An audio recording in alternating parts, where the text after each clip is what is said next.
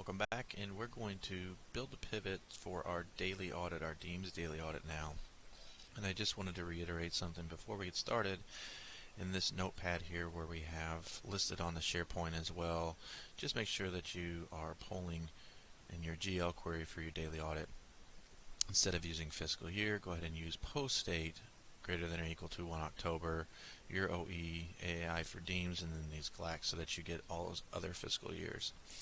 And as I stated before, this is basically a copy and paste from the GL research video series. So this pivot here contains almost all the pertinent information you could probably want for transactions that are happening. All I did was to come back in here and I added, if I right click and show field list, I found that fiscal year because now it's very important to know which fiscal year you're talking about. Added it right behind reference 5. And as you can see, if I hit the drop down, I've got 10, 11, 15, and 16 transactions that are hitting my GL in Deems now.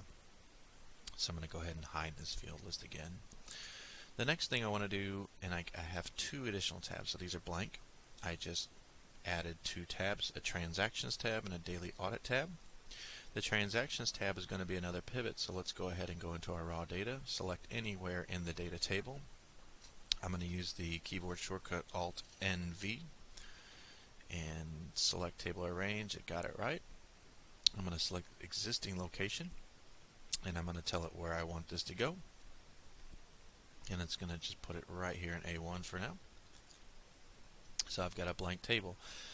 Now what this transaction table you want to think about here is this is what's actually going to tie into the daily audit that you're doing, so to speak. I continue to call it a daily audit because this is the methodology that I think works well and can be meaningful for you. So instead of like the research tab where we have every single little thing in here, well, that's what the research tab is for, to research individual transactions if we just don't really know what they are. Try to tie them back in because, again, let me hide field list. I can come in here to my TP and let me scroll up and I can see everything that's happened in Deems with all of this information in here, or HK or SQ, and see how this is kind of unfolding with all of my different document numbers, and I've got MORDs and MIPRs and things like this going on. So that's what this tab is for, is to research your transactions for the entire year, for all fiscal years, in the research tab. And the transactions, what we're going to do is build a pivot table, show field list, right click and show field list. The first few things that we want to make sure that we do, we definitely want to have the post date first, and then followed by that transaction number. So it's very important. You see how this is kind of starting to give me that typical pivot table look, so we're going to take care of that right away. Report layout, tabular form, grand totals, turn them off, subtotals, turn them off. Right click in here, pivot table options, display, get rid of that expand collapse for now. Data, I don't want you to remember anything. And okay, so and in this case as well, we're going to repeat all label items. You notice how all these transactions right here are happening on 1 October. Now if that's okay with you that you don't see that, then fine, but what we're going to do is we're going to end up transferring these transactions into the daily audit tab. So I am going to go ahead and add repeat all label items so that it fills it in, and I'm going to unselect this so that it doesn't throw my eyes off. So we start building in these data elements in our basic transactions every day. This is what we'll kind of be looking at. So I'm just going to find a few of these here. What do I start with? Oh, I like this. Okay, so main account, fiscal year. I want to put fiscal year up front of main account. I'll skip the blend for now. Budget activity, okay. Program, cost center, object class, ESP code, and as we know in the general ledger, the contingency code and activity identifier roll up into the ESP code, so we're safe there. What else might I want to do? You can add anything you'd like. Literally, you can add anything you like.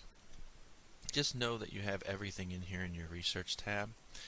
So what I'm going to finish out with, I'm going to put my accounting hat on real quick, and let me go ahead and add the GL account,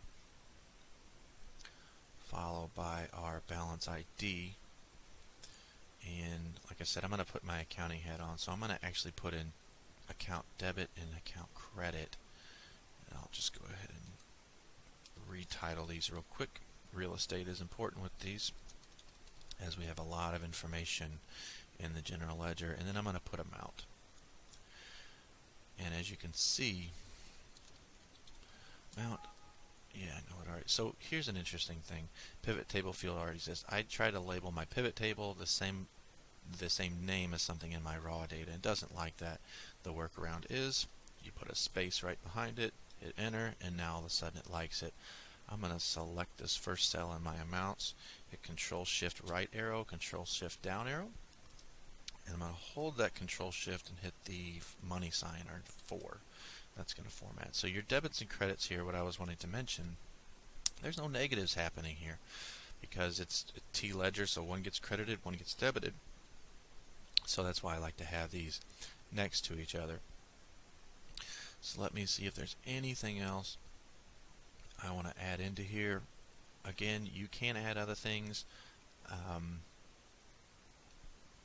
if you'd like. Just go ahead and add them as you choose, but whenever you're done adding them, know that this is going to tie right back into the daily audit tab that we're going to do in the next video. So I'm going to stop here for now.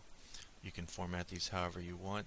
The idea with this transactions tab is that every single day you're going to come into here and you're going to look at these, and then you're going to look to validate them in your daily audit tab.